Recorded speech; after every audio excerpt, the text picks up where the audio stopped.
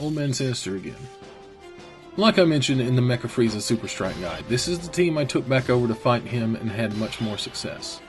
We'll get to that in a minute or two, but first let's talk about King Cold. Unlike his mechanized son, King Cold isn't that much of a threat. You fight two versions, both orange physical types, first the original version, then the awakened form. Like many of these bosses, he can attack multiple times per round, usually twice in his first form and 3 in his second, and he's not afraid to throw out his super attack at a decent rate. The main reason he's not as much of a threat is because his damage is so minimal compared to other bosses of this tier. Still, he has quite a lot of HP, so his lesser attack can wear you down due to his extended survivability.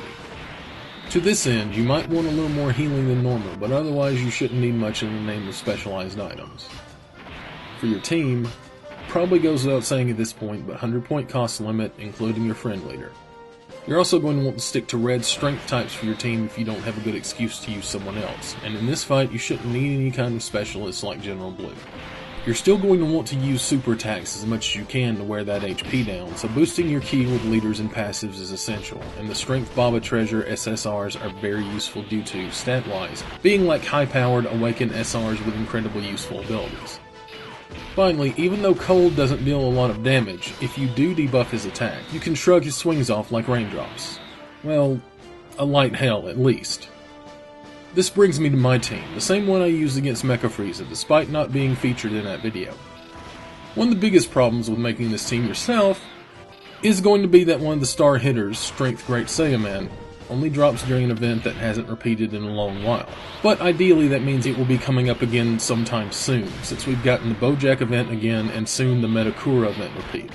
For my leader, I chose Grandpa Gohan over Cyborg Tao for the ki boost. Tao is a perfectly fine option, but his stun chance is so low that it's essentially unreliable, so I chose the edge and damage that Grandpa Gohan has.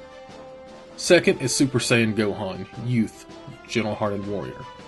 Great stats for his cost, and a sparking super attack. He takes barely any ki when paired with 2+3 leaders to be able to super attack every turn.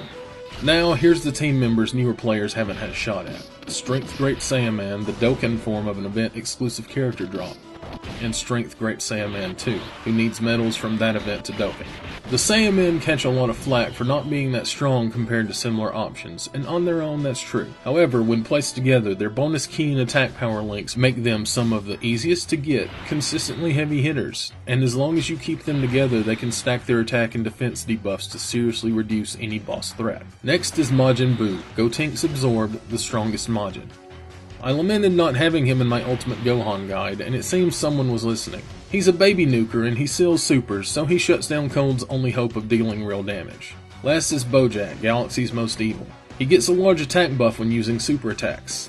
That's basically it, though he does have some damage links with other characters on the team, a nice bonus. And that's everyone. Good luck with the event, and feel free to share your experiences in the comments below. Thanks for watching, please like and subscribe for more.